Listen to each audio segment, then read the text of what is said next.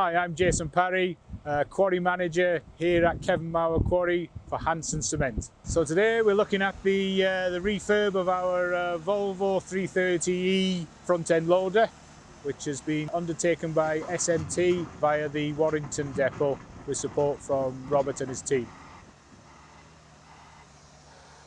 So the primary function of the machine is one of what we call our prime movers.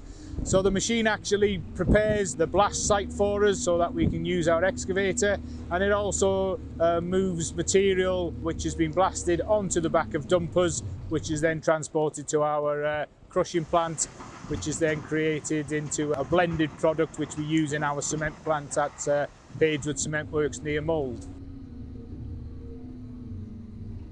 In terms of the refurb and the rebuild program, the majority of, well, all of the machine has been looked at or worked on. So effectively it was stripping the machine down to the shell and then inspecting all the parts that were required, looking at the transmission, looking at the hydraulics, looking at the engine, through into the wiring looms, bucket, torque converters, even into refurb on the actual cab itself for improving operator comfort.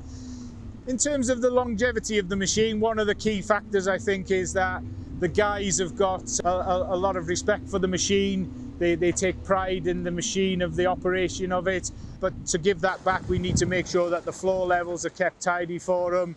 We try not to put the machine under too much pressure. We can make sure that it's utilised to the best of its capabilities, and we also ensure that regular maintenance is undertaken and any work that's required as per OEM specifications gets done at the right time. The site dates back to the early 1930s. So as you can see, the surroundings, it's a big hole in the ground. And again, we've got many more years life in the quarry. So we're hoping that the new machine's going to give us many more years worth of production.